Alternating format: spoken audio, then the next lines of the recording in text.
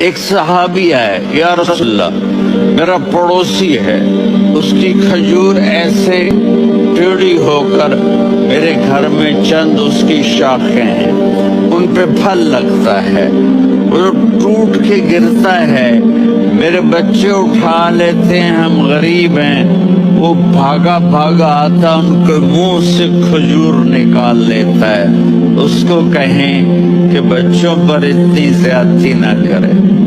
آپ نے اس کو بلایا، وہ منافق تھا، آپ نے اس سے فرمایا ایک سودا کرتے ہو؟ کہا جی کیا؟ کہا یہ کھجور مجھے دے دو اور اس کے بدلے جنت میں کھجور لے کے دوں گا۔ وہ کہنے لگا یا رسول اللہ یہ اصل میں میرے بچوں کو بہت پسند ہے، کوئی اور کھجور ہوتی میں دے دیتا، یہ تو میری معذرت ہے۔ وہ تو منافق تھا، اٹھ کے چلا گیا۔ ایک صحابی بیٹھے تھے،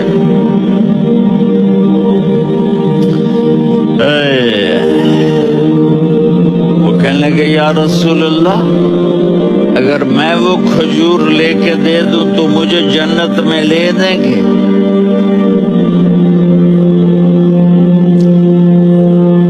ان کا نام ہے ابو الدحداح۔ آپ نے کہا ہاں تو مجھے لے کے دے دے، میں تمہیں لے دوں گا۔ وہ اس کے پیچھے چلے گئے، اے بھائی کتنے میں بیچو گے؟ میں نے کہا جا جا، میں نے اللہ کے نبی کو نہیں دی، تمہیں کیسے دے دوں؟ کہا اچھا بھائی منہ سے بول کتنے لینے ہیں؟ تو اس نے جان چھڑانے کے لیے کہا کہ اپنا سارا باغ مجھے دے دے، کھجور لے لے۔ باغ میں 600 کھجوریں اور یہ کھجور کسی اور کو دینی ہے۔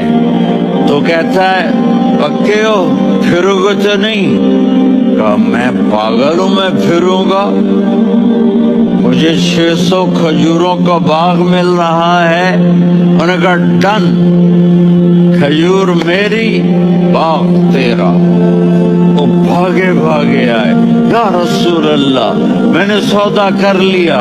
کہا کیسے کیا؟ کہا سارا باغ دے کے کھجور لے لی۔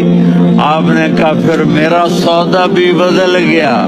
کم من عذق رداح ودار فیاح لأب الدحداح فی الجنہ۔ میرے ساتھی میں اپنی آنکھوں سے دیکھ رہا ہوں کہ اللہ نے تیرے لیے جنت میں ایک گھر نہیں محل بنا دیے، سینکڑوں، اور ایک باغ نہیں ہزاروں باغ تیرے لیے تیار کر دیے۔